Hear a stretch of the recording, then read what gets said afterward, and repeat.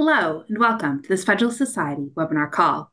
Today, December 13th, 2023, we're delighted to host a litigation update on Bella Health and Wellness versus Weiser, the case concerning a Colorado faith-based healthcare provider and a recent Colorado law related to the prescription of progesterone.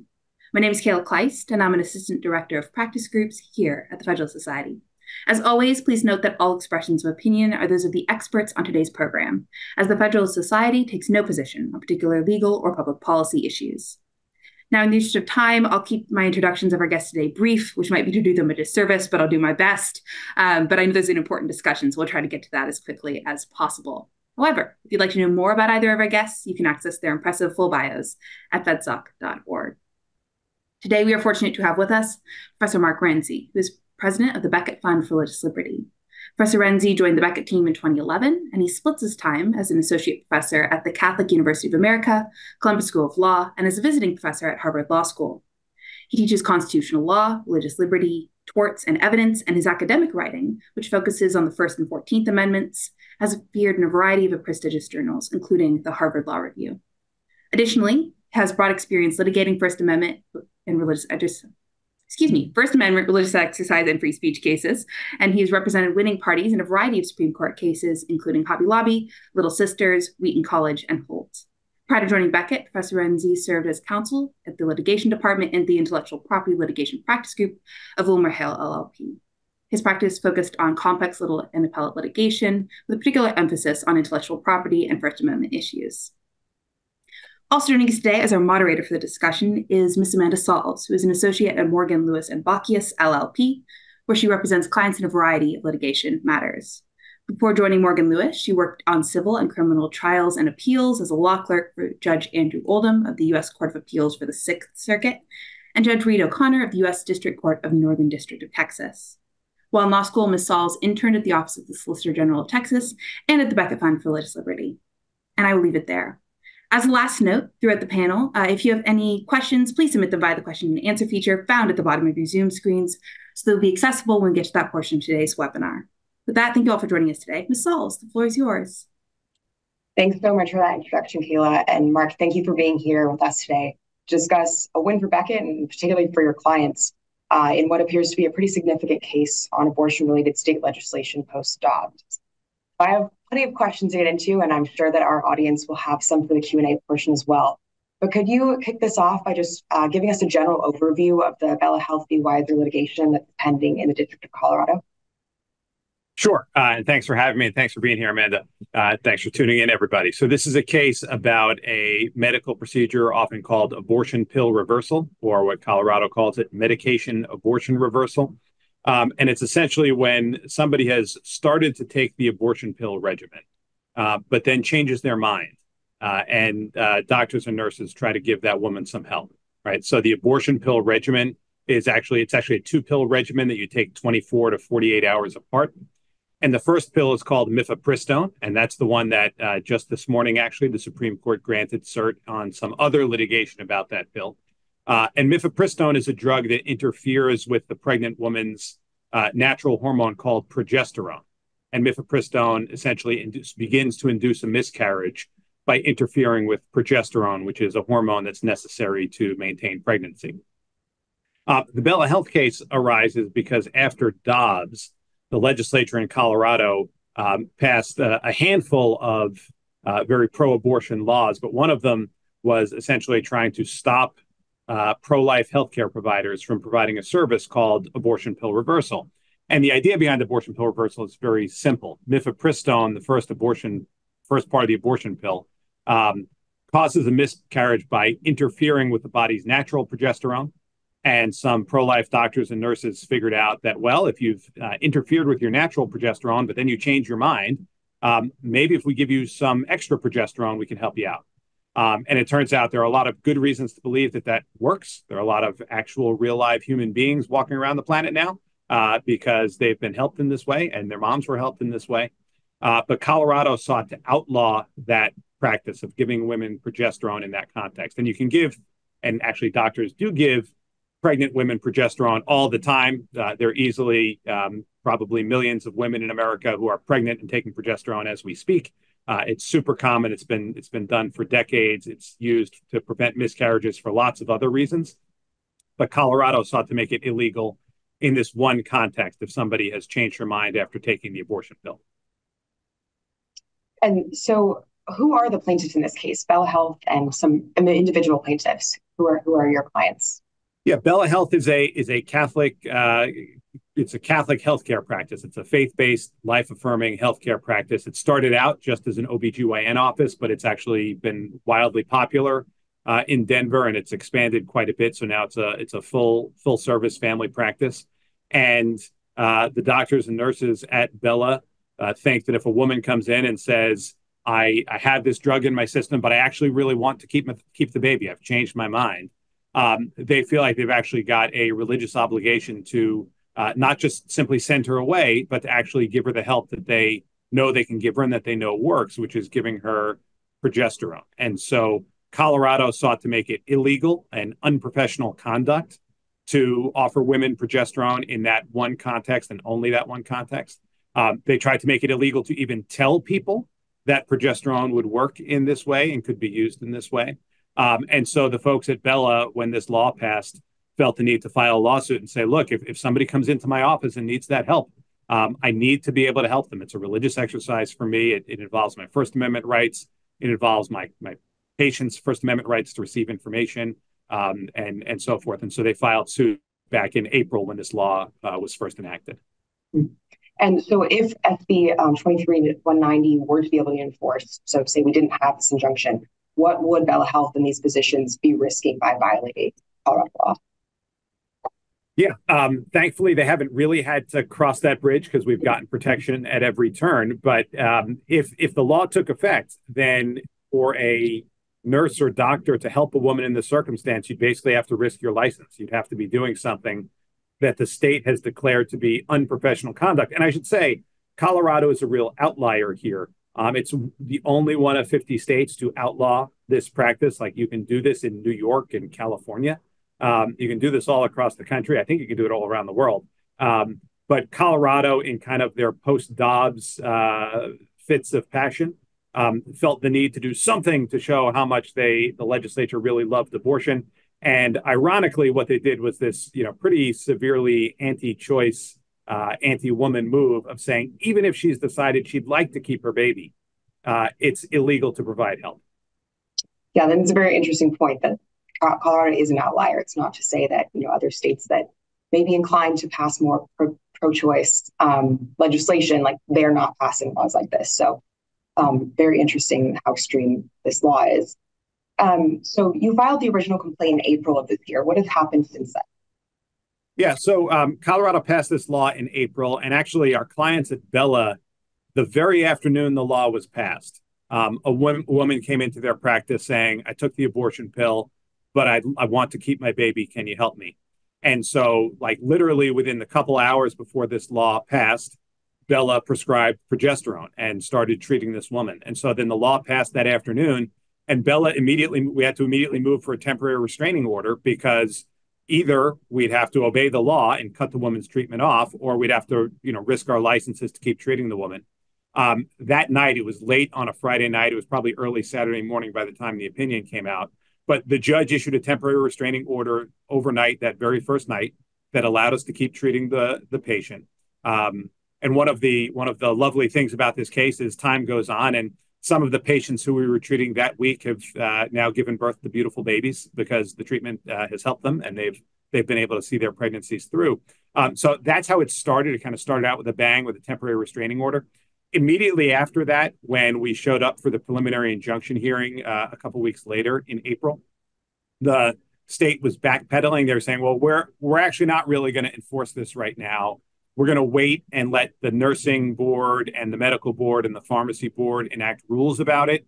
And we don't really know what they're going to do, even though the legislature said it's unprofessional conduct. So we won't enforce this against anybody until those rules come out. And based on those promises from the state back in April, the judge denied us a preliminary injunction at the time, but basically said, I'm doing this in reliance on the state's promises that they're not going to prosecute anybody and that they're not going to treat it as a violation of the law over these months. And so from April to October, Bella was able to freely provide the service. They have done it for many women, and they've got women expecting babies out of that time period because they've helped them keep their babies. But then in October, the medical, nursing, and pharmacy boards enacted their rules. They left the statute in place. They said, we're going to judge some of this stuff on a case-by-case basis, but they basically left it as unprofessional conduct according to the legislature. And that's why we had to be back in court for the order that, the preliminary injunction order that the judge issued a few weeks ago. Got it. So then you filed an amended complaint, presumably informing the court about these regulations, and then filed another motion for preliminary injunction, correct? Yeah, we filed another motion for preliminary injunction. We laid out all the new changes and wrinkles in the rules where the government actors are leaving themselves all kinds of discretion to make case-by-case judgments about it, all the ways in which they don't regulate other comparable conduct and so forth. We put that in front of the court. We had a hearing in mid-October, and the judge gave us a preliminary injunction shortly thereafter. What were your primary arguments in the motion for a preliminary injunction and that you discussed during the hearing? Yeah, the primary argument was religious liberty. This is a religious healthcare clinic, and it is a burden on their religion to tell them we'll take away your license if you try to help these women in need. Like the human element is just to state what's probably obvious, but just to say it, the human element is really, really important to our clients. Like they sit with these women, they cry with them on the couch, they talk to them about their situation, they help them. For some people, they take the pill and then they just change their minds and say, oh no, what did I do? Can somebody help me?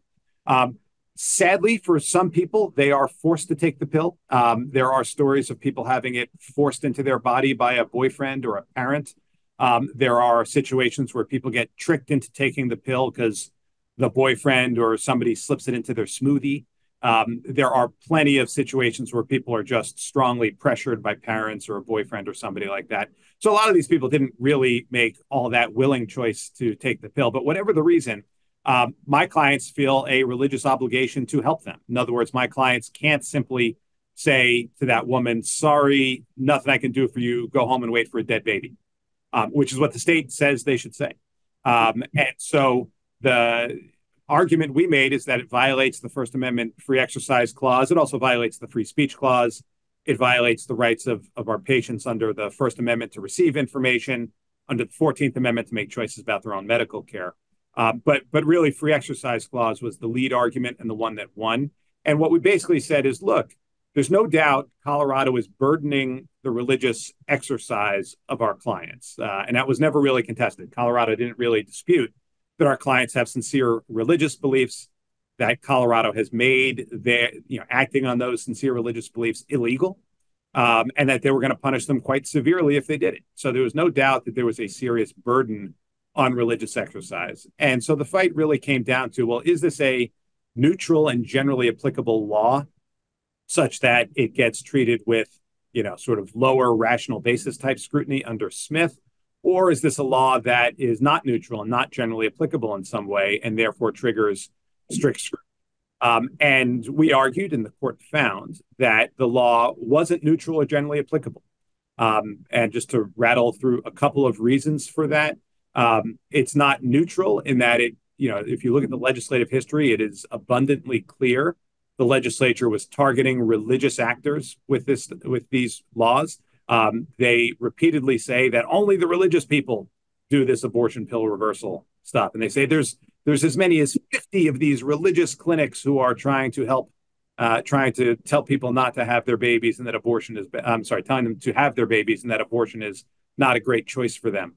So the legislative history, as much as in like Masterpiece or Lukumi or those other well-known cases, the legislative history, put a big shining spotlight on the legislature is targeting religious people in a religious practice that it doesn't like.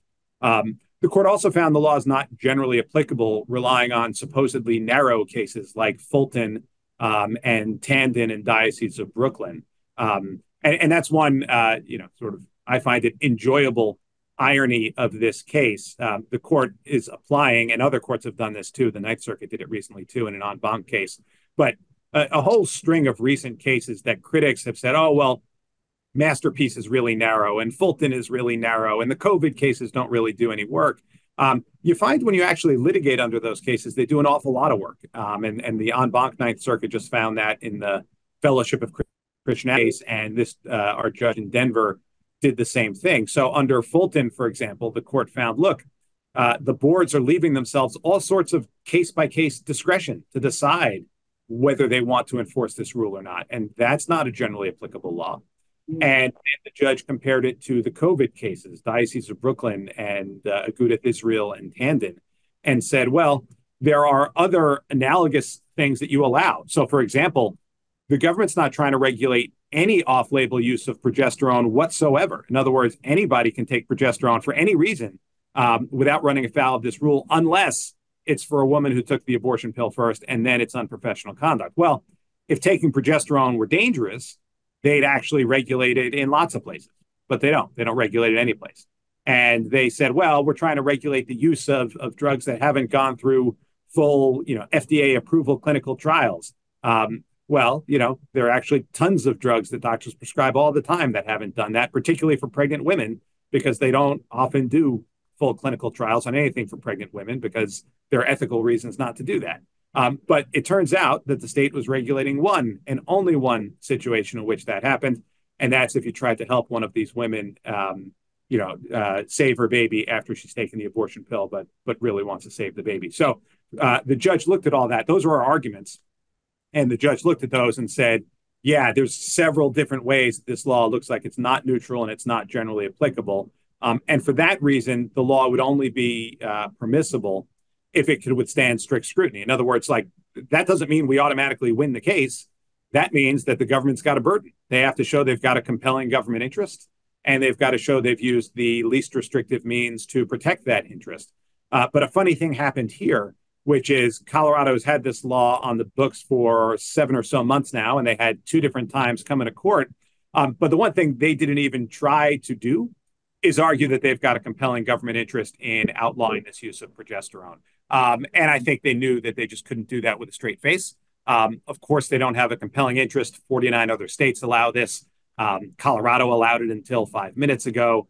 There's no evidence. This is another thing that came out. There's no evidence of a single woman ever harmed by taking progesterone in this way. There's no Colorado. It's not Colorado came in and said, but look at all the people who've been hurt. They didn't do that because no one has found any of those people because it's not true. So Colorado couldn't really argue that there was a compelling interest in punishing the plaintiffs here. And so the judge had a very easy time at that part of the opinion saying, well, of course you don't pass strict scrutiny. You haven't even tried. And given their way of regulating, I don't think it's a surprise that they didn't try because I think they know it couldn't possibly pass that test. Mm-hmm. Yeah, it's interesting too because, to your point, they're not making that argument during the litigation, but the statute itself, bill itself, says that medication abortion reversal is a dangerous and deceptive practice that is not supported by science or clinical standards. And so what are those scientific or clinical standards that the government cites specifically in the bill? Yeah, you're right. That is a big chunk of their argument. And it's one of those assertions that is worth looking into if you have 5 minutes, because you don't need to be a scientist to see that they don't have very good science for that claim. So I'll tell you that their main argument is, well, this is not like an FDA approved indication of progesterone. That's true. In other words, no one's put it through full clinical trials. And they say, well, you haven't run a randomized placebo controlled test to prove that this works. That's also true with one exception, which I'll get to. The reason it's true is that the pro-life doctors who do this don't ever think it would be ethical to give a woman who's in front of you crying, saying, please help me save my baby, say, okay, here, have a placebo. I just want to do a test, right? Mm-hmm. It's not ethical to do that, and the pro-lifers won't do it. But there's plenty of strong scientific support to show that this works, and just to rattle off a handful of them. There's the basic biology about how mifepristone and progesterone work. Mifepristone works by blocking your body's normal progesterone. Giving you some extra progesterone is sort of a natural way that doctors would think you can deal with something that interferes with your body's natural hormone. There are animal studies that show it. There's one study with pregnant rats where when they gave progesterone after the abortion pill, 100% of them continued their pregnancies, right? When they didn't, only 30% of them continued their pregnancies. There are several of those different animal studies. There are miscarriage studies showing that it's very useful for at least some women who've had recurrent miscarriages. Being on progesterone helps them not have a miscarriage. It helps support the baby. Progesterone is used for women undergoing in vitro fertilization, for example. They're often on progesterone all through the first trimester. So there are a lot of these scientific data points that suggest it works. And then there's a lot of case studies of doctors who do it for some set of their patients, which is obviously not big enough to be like a full-blown clinical trial. But there are lots of case series reports showing doctors with 50, 60 something percent save rates that if you give women progesterone in the first day or two after taking mifepristone, you can get them to save their babies. The alleged science on the other side amounts to one very short and discontinued study. So there's one study that began to try to do a clinical trial, and it was done by somebody who is a paid spokesperson for mifepristone. So it may clue you in at the outset that the test may not have been designed to necessarily support abortion pill reversal. But what he did was he started with women who wanted to have surgical abortions. And this is an abortion providing doctor. So to his mind, there's nothing immoral about any of this or unethical about any of this. And he said, look, let me enroll women who are going to have a surgical abortion anyway, but let me give them the abortion pill first, mifepristone, and then I'll give some of them progesterone and some of them a placebo, and we'll see what happens. Well, that doctor discontinued the study because 3 of the women went to the emergency room with heavy bleeding after taking the mifepristone. And 2 of those 3 women needed treatment in the emergency room. Ironically, though, the 2 women who needed treatment were on the placebo, right? Meaning that the only drug that was in their system was not progesterone, it was mifepristone. And that actually makes sense because, one of the things mifepristone is supposed to make a pregnant woman do is bleed and have a miscarriage and get rid of the baby, right? That's what mifepristone is trying to do. But the doctor called off the study at that point and said, well, it's too dangerous to do this study. We got too many people bleeding, even though the only ones who needed any treatment were on the placebo and not on progesterone. If you actually look at the data from the study, there were 10 people who actually got going in the study and took the mifepristone. 5 of them took progesterone. 5 of them took a placebo. In the placebo group, 2 out of 5 had a continuing pregnancy. In the progesterone group, 4 out of 5 had a continuing pregnancy. So even in that study, it seems to show that progesterone seems like it works. And there are lots of doctors and nurses who've had that experience. My clients in Bella have had that experience. There are plenty of real live human beings walking around the planet because their moms have come in this circumstance and gotten progesterone.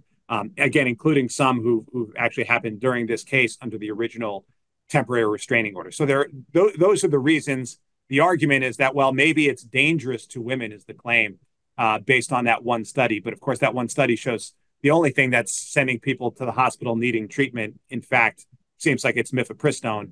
And I should also say that the treatment that the state says is the right treatment is just don't take just leave the mifepristone in your body, go home and wait for a dead baby. And that's really no different from what happened to these women in this other study. And some of them do bleed pretty heavily because mifepristone, often makes people bleed. And so that's an awfully thin read on which the state is going. And, the science just doesn't hold up. You don't have to be a scientist to look at that and realize it's pretty politicized and wrong. You have to have a good high school education will do it for you. Yeah. Well, and so building on the point about, it not really being a political issue, another part of the bill that I find striking is that it refers to crisis pregnancy centers as anti-abortion centers and says they are the ground level presence of a well-coordinated anti-choice movement. So there's this anti-choice point that comes up in the bill's text itself, but it seems as though the only people who are being treated by the physicians in a case like this are women who have chosen to try to carry their babies to terms after taking the first part of the pill. So has the government at all addressed this choice argument, the fact that the women here have actually chosen life? Yeah, it's a great point. And no, they try to sidestep it. And look, to be clear, I actually don't think most pro-choice people favor a law like this. I think most decent pro-choice people would say, okay, fine, but if the woman's changed her mind and doesn't want the baby to die and wants to continue the pregnancy as a matter of choice and autonomy, sure, she can take the same pill that any other pregnant woman at risk of miscarriage can take. Why not? And I should also say, there's really no medical dispute about whether progesterone itself is dangerous. It's a natural hormone. It's been prescribed to pregnant women for a zillion different reasons over the last 50, 60 years. Nobody in the case, the state, the nursing board, the medical board, nobody actually argues that progesterone itself is dangerous. So yeah, I don't think any reasonable pro-choice people think we should deprive women of this treatment. But I do think the actual law they passed is horribly anti-choice. In other words, if you really believe in reproductive autonomy, if you really believe my body, my choice, then surely if a woman says, I'd like to stop the abortion now, we should all be able to agree she'd be allowed to stop it, and she should be allowed to get medical help, particularly something that's safe and at worst harmless, but in fact seems to have some good efficacy to it. I think most decent people would think you could do that. One interesting fact is Colorado hasn't bothered to appeal our preliminary injunction. You would think if they really believed what they're saying about alleged dangers and anything else, they at least would try an appeal of the preliminary injunction to the 10th Circuit. But they didn't do that. And I think they didn't do it because they just know they're wrong. And so the injunction is still in effect. Presumably, media and other organizations have commented on this very strongly written opinion from the district court. What has the response been on the right, left, generally? What have you heard? Yeah, there's certainly been response. It's gotten coverage in the media. It's still a trial court case, in part because they didn't appeal it. I think the reaction is kind of typical what you'd expect. You'll occasionally see somebody from a pro-abortion group saying this is terrible. But I get the idea that the state doesn't really want to talk about this case a whole lot because I think I think they know they've got a bad law here. They were doing something wrong and they're going to lose. And again, I don't think the pro-abortion side looks very good saying we don't want to even let a woman take a safe hormone like progesterone if she's changed her mind. We think once she's made that decision, it's a point of no return. That's a bizarre position to take, and I don't hear the other side saying it out loud. Mm-hmm. Have you seen any change in the amount of women who are coming into organizations like Bella Health and seeking these services as a result of the publicity of this case? Yeah, actually, there's a couple things, and I might cheat because I glanced at one of the questions. There's a couple things that I put in the category of like God works in mysterious ways, and you can look at it, and that's at least how I chalk it up. So one is that there are some women who've come into Bella and who say, when yes, how'd you find out about it? Oh, we found out about it because of Colorado's law in the lawsuit. In other words, there are women who previously had no idea that if they took the abortion pill, there's something they could do to change their mind. But when they go online to find out about it, the controversy caused by this law from Colorado actually clues them in that actually there's some help available, and some of them come knocking on the door to get that help and are successfully moving forward with healthy pregnancies. I chalk that up as God can make good things happen out of bad things, like a bad Colorado law. Another somebody put in the Q&A, if I could just break the rules for a second because I saw it. Somebody wrote the following: the facts seem highly coincidental that the patient would go to the clinic the morning the law was going to be enacted. Was this planned so you could have a stronger case for an injunction? Nothing illegal about it, but it seems similar to the plaintiffs involved in Masterpiece. By the way, progesterone is the reason I have identical twins. Thank you and good luck. I wish I was a smart enough litigator to come up with that move, but no. I put it in. I put it as a little bit of divine intervention and help that the woman walked in that afternoon, but she really did call up and show up at the office a few hours before the law passed asking for help. So I agree with you. It's tailor-made. It really drives home the urgency of the situation when you can say, Your Honor, I have a patient I just started treating. Are you really going to let them make me stop?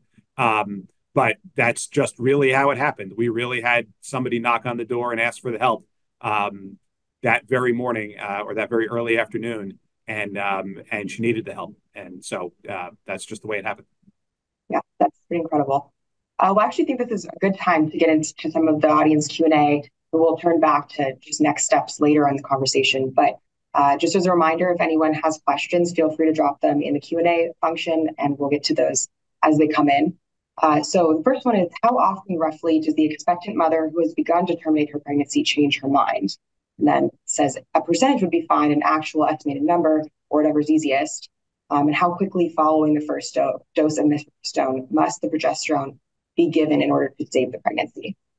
Yeah, short answer is I don't know, and I don't think anybody really knows the percentage. I don't think it's super high, but we do know that there are, significant. It happens a significant enough number of times that Colorado sought to outlaw it, and that my clients have built up a practice doing this for women who ask for it.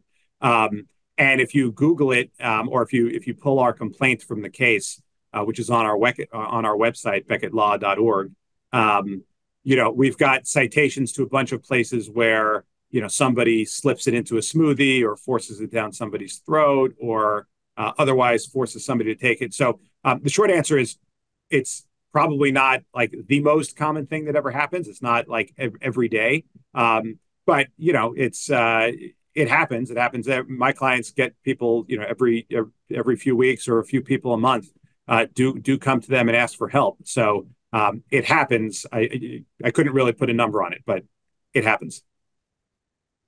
All right. The next question is, are legislators going to get smarter about not making their anti-religious pro-abortion biases so obvious? If so, will it be harder to win challenges to the laws they passed? Yeah. What year was Masterpiece Cake Shop? Was that like 2017 or 18? I'd have to go back and look. I thought it was a couple of years after, but I would also. Yeah, it might have been. They run together. But look, when Masterpiece Cake Shop came out, you could have asked the same question, right? Are the politicians really going to keep being so open and obvious about their hatred of the religious people and how much they dislike the conservative religious guy? Or is this only a case that's useful when the government says those things out loud? My response then and my response now are kind of the same. Like, I actually think the saying it out loud is part of the game for them. Like, they like to pound the table and say how the religious people are evil, awful, and wrong. Like, if you're the politician, that's part of the payoff for you, is saying those things. And so the unfortunate reality is that governments will keep doing these things until the courts stop them. And I think they're mostly going to keep saying the things out loud. This is actually their real view of the religious people and the pro-lifers. And from their point of view, it gets them votes and it poses to the base. So certainly at some point, I'm sure people do things like this and they run a tighter ship and they keep their mouths a little shut, or they don't say the quiet part out loud. But very, very often in our practice, we see that the government, it's kind of the same thing over and over again, the nasty stuff about the pro-lifers. Just to give you one funny aside, we've got a case in Maryland for Muslim and Christian parents who are fighting against the tried curriculum that the public school wants to impose on their 3- and 4-year-olds to introduce them to gender ideology and all the rest when they're 3. And when the Muslim parents in Montgomery County, Maryland, showed up to the school board meeting, the school board people actually accused them of being the same as the white supremacists. And it's like the other side just has one playbook, and they will just do it over and over again, even when they're speaking to non-white immigrant Muslims. They're like, well, you're just like the white supremacists. And I think the truth is that really just is the way that some segment of the other side thinks about religious people and conservative people and pro-life people and so forth. And I think you're right that they may someday wise up and not say it out loud, but they seem to have an awfully difficult time not saying it out loud. I think they really believe it, and they kind of can't keep it in. And that's useful for litigation. All that said, we won on a lot of different grounds, so we'd have won just fine without it too. Well, I was going to ask, because mentioning Masterpiece and obviously this case, Colorado is not being quiet about these things. I was going to say, is this happening all across the country? It sounds like it's happening in Maryland, but are the state legislatures, is this typical that they're saying the quiet part out loud? Yeah, I think it is. This was true in Fulton, for example. We had the Fulton case a few years ago at the Supreme Court, and Philly was every bit as nasty in the Fulton case as Colorado was in Masterpiece. So yes, I think it's common. I think it appeals to a certain segment of the far left base to say things like that. I think the people saying it are true believers. Like I think they really believe that the pro-lifers hate women and that the pro-lifers are only trying to trick women and they're really evil people. I think they actually believe that, and they think that all the religious people are evil, awful, and wrong. So yeah, we're seeing it a lot in a lot of places. We're also just seeing more active, hostile state and local government, right? Really at all levels of government. But the folks who think the religious people are wrong are eager to wield whatever power they have to silence them or to stop them. And so that's bad. I wish that wasn't what was going on in the world. But it's good for suing them and making precedent. And we've been having a lot of success doing that where they take these kind of terrible actions. Mm-hmm. And then going back to a point you made earlier about how this is exclusive to Colorado right now, have other states considered laws like this and just not passed them? Or I don't know if others have considered. I do think someone in New England has recently considered a law like this. California has a false claims lawsuit. They said it was like false, sort of false advertising or false commercial speech. I think they've got a complaint against somebody. So it's starting. This is clearly in the pro-abortion playbook right now, is to go after abortion pill reversal. And I would just point out, for whatever it's worth, like it's worth pausing to think about, like, gosh, what's gotten so rotten and evil that this is in your playbook, right? Like if you really believe in autonomy for women, if you really believe in freedom of choice, you ought to be in favor of this. Like, and if you don't think this one works, you ought to be in favor of some other solution for the women who change their minds. It's a little bit odd to go attack that group, but I think there's such an aggressive, anything the pro-lifers do, we must tear down approach that these things are in the playbook. I'd like to think that this lawsuit will help make clear that if they pass more of these laws, they're just going to lose and set more good religious liberty precedent, and that they'll their senses. I don't know if that's true, but we're going to try. Yeah, and that may be why the state didn't appeal to. I don't know if that. Yeah, they may not want to make an appellate law after making bad trial court law. Exactly. So turning to another listener question, someone says, obviously it's a terrible law, and if a prima facie constitutional violation, unsustainable. But can you explain for a non-specialist how the existing precedents the doctors are prevented from practicing, as opposed to implementing their religion by such a rule? Sure.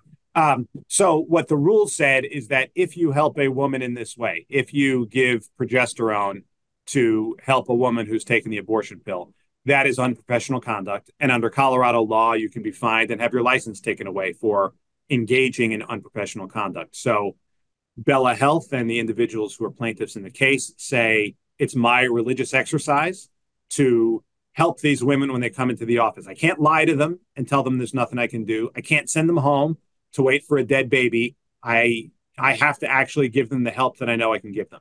So that's their exercise of religion while they're practicing medicine. And Colorado would make that illegal by defining that action, and only that action, to be unprofessional conduct, right? You give progesterone for any other reason to any other woman you want. It's not per se unprofessional conduct, but for this one it is. So Colorado would take what was the religious exercise and make it unprofessional conduct under your medical or nursing license. And that's how it would interfere with the practice of medicine and the exercise of religion. And can I say, this makes it sort of an interesting and new kind of medical conscience case. Like if you think about the ones we're most used to hearing about, those are things like, nurse or doctor doesn't want to perform the abortion or the sex change operation. Like, I'm a doctor, but I can't do X. Well, this is the opposite of that, right? It's like, I'm a doctor and I'm morally obligated in this circumstance to help somebody. Like, I can't turn her away. I can't say, go home and wait for a dead baby. I can't lie to her and tell her, gosh, there's nothing I can do, when I know there's something I can do. And I've held the live babies at the end of it to prove that I could do something, right? Like, so this is like the religious healthcare provider has an affirmative desire to provide a certain kind of healthcare, and an affirmative desire just not to lie and send a patient in need away, which frankly is a fairly barbaric thing to try to make them do. And they say, look, I just can't do that. And so that makes it a little bit of a different kind of conscience case, but one that I think the law squarely protects as well. Well, and to the point about how these physicians don't want to lie to their patients, I think it's interesting that the bill itself, it's titled something along the lines of deceptive practices, or brought it up here somewhere. It refers to deceptive actions. So what is the deceptive action that Colorado says it's trying to prevent? Yeah, they say that it's deceptive to tell women that you might be able to help them with progesterone. So they say that telling women you could help them reverse the action of the abortion pill or interfere with the action of the abortion pill, they say that's deceptive and therefore illegal. And they also want to use like the Deceptive Practices Act to fine you at a clip of something like $20,000 an ad if you say that. In other words, like Colorado was super committed in this case to not letting anybody hear about the fact that you might be able to do this. Again, that's the court gave us an injunction on that as well, said that we're allowed to tell people that. At best for Colorado, it's a disputed scientific thing. I don't think a fair reading of the science is very disputable, but at best, there's like different doctors and nurses who've got different ideas about it. The idea that the government can make it illegal to even tell people is really preposterous, and I think shows how bad and controlling their approach is. Mm-hmm. And going back to the irony of this case actually getting the word out there, the attempt to stifle speech has actually allowed Bella Health and other organizations to let women know that this is an option for them. I strongly suspect that there's more women in Colorado now who've heard about abortion pill reversal than ever were before they tried this law. Mm-hmm. Well, moving to another listener question, someone says, can you expand on how this Colorado case ties into Rob Bonta's persecution of Heartbeat International in California and the general prosecution of CPCs for false advertising? So if you give a little bit of background on this, what this question's asking, and then give an answer as well. Sure. So this is what I was mentioning before, that Colorado's got and again, I don't have it in front of me and I'm not super familiar with it, but they've got some sort of a false advertising or false claims type charge that they've brought against Heartbeat International and I think a few other pregnancy centers in California. And I think that is in line with some other prosecutions that we're seeing elsewhere in the country. One of the things, so if you look at the history of the fights going on here, right? So if you think back to like, there were the buffer zone laws for a long time trying to keep the pro-lifers from talking to women on the sidewalks. A lot of that went away with the McCullen case 10 years ago. Some of it still lingers, and there's some of these out there that still need to be changed. Then about, the 2008, 2009 time period, you started to see the sign on the wall cases, right, where the move to undermine the pregnancy centers was to say, well, you can be pro-life.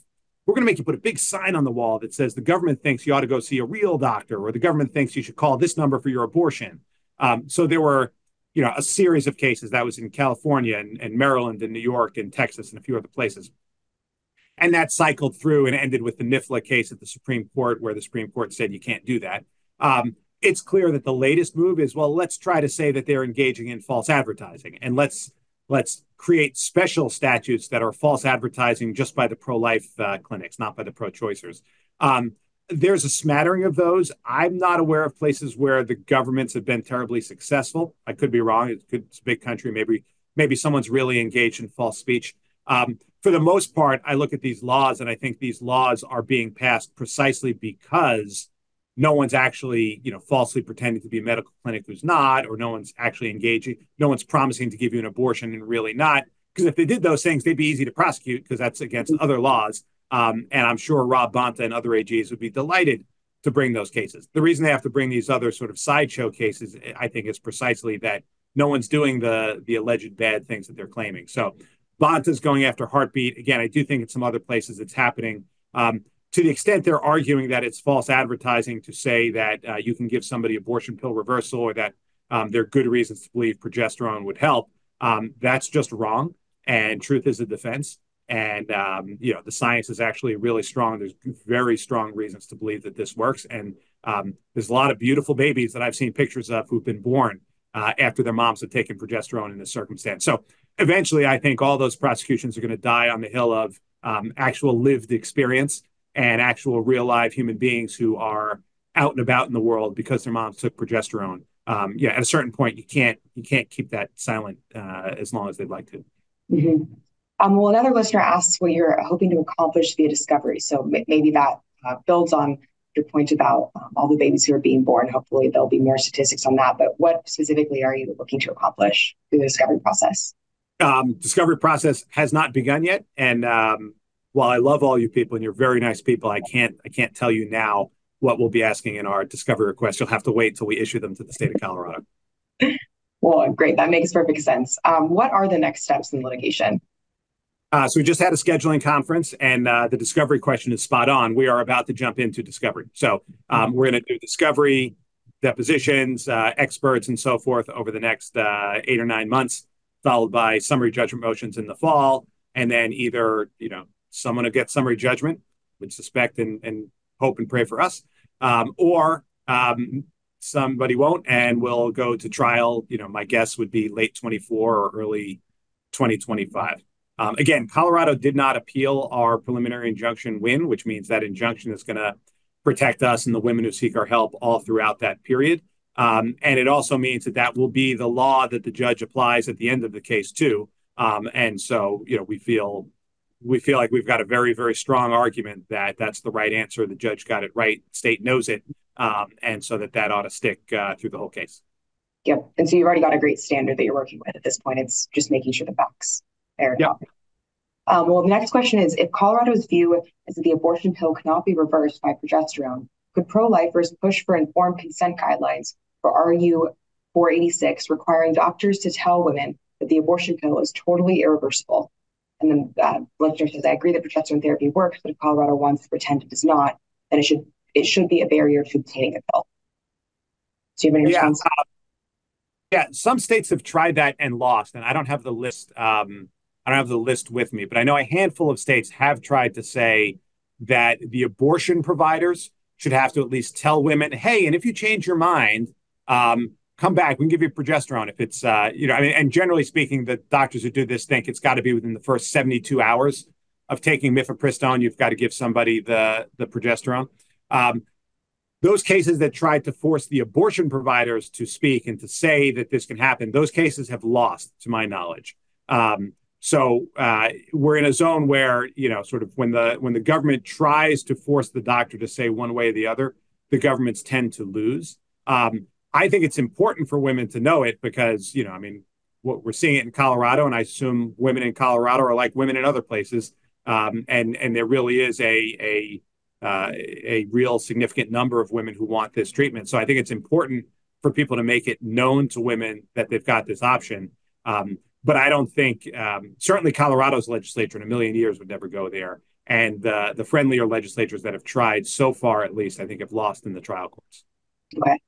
And this, it's a bit beyond the scope of this litigation and maybe something that you don't want to opine on, but are there other types of laws that are like legislatures are considering on this issue, or is it really just Colorado right now and it's just the stifling of speech and preventing physicians from performing and from informing their patients?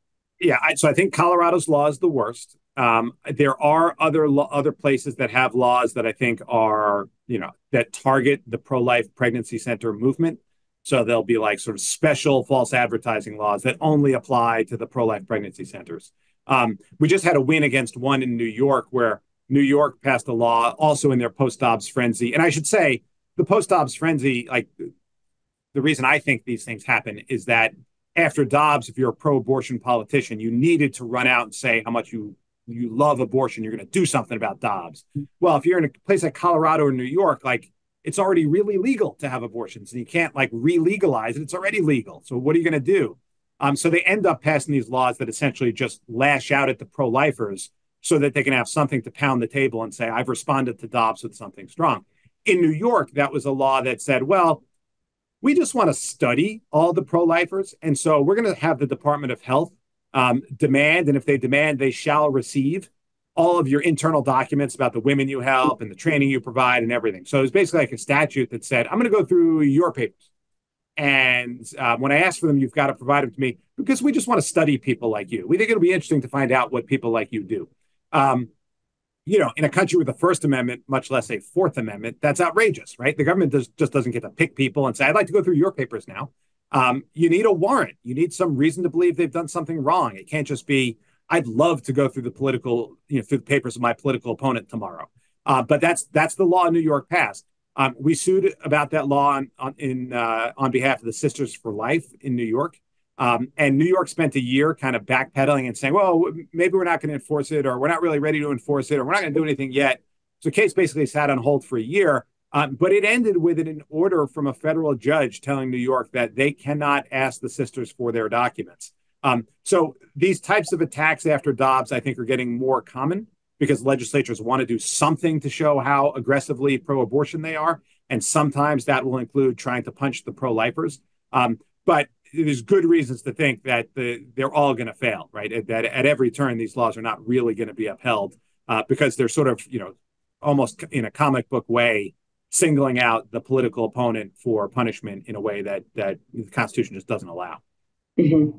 Have you seen any legislation from red states or even purple states that's favorable after Dobbs? Not, I'm sure there has been, but I'm not super familiar with the details on it. I'm thinking particularly about the regulation of the pregnancy centers. I think for the most part in the red states, they're not, they're just not what they're doing is they're not passing laws to go after them. But I'm not really sure of what on the other side of the ledger might be going on. Yeah, I guess your clients wouldn't really be trying to go after those laws or. I would say those laws aren't really going after my clients. Yes, that's a better way to put it. But well, I don't know if any of our listeners have any more questions. These have been great so far. But Mark, do you have any concluding thoughts, either on the case, on the opinion, this huge win that you got, or just next steps? Yeah, let me just point out that the judge's opinion in this case relied on the Ninth Circuit's en banc decision recently in the Fellowship of Christian Athletes case. And I think these two cases are great examples of how the recent free exercise wins, of which there have been many at the Supreme Court, ADF's win in the Masterpiece case, our win in Fulton, the wins in the COVID cases, and so forth. A lot of critics or sort of naysayers try to say, oh, well, that's narrow. It's not going to do a lot of work. The truth is those cases really do significant work, and they help make clear that, it's not like under Smith, almost every law is neutral and generally applicable. In fact, it's actually quite common that the government, targets people they don't like. Fortunately, governments do that all the time, right? It's very often that they leave themselves leeway to grant exceptions because they like to leave themselves leeway. It's very often that they favor the secular interests that they like, right? All the sins of those cases tend to be recurrent things that governments do. And that's why good lawyering using religious liberty cases can take a lot of these things and turn them into wins for religious liberty. So I think that's a notable thing about this case. It's notable about the Ninth Circuit case, and it's happening in other places, and it's really good for the law. Great. We just got a comment that says, excellent work, splendid presentation, bravo, Professor Rienzi, and God bless Becket. So I think that is a great note to end on. No objection from me. Thank you for listening, and thank you for the kind words. Well, thank you both for joining us today. Professor Rienzi and Ms. Sauls, really appreciate you lending us your time and your expertise. Thank you also to our audience for joining and participating. We welcome listener feedback by email at info@fed-soc.org. And as always, keep an eye on our website and your emails for announcements about other upcoming virtual events. With that, thank you all for joining us today. We are adjourned.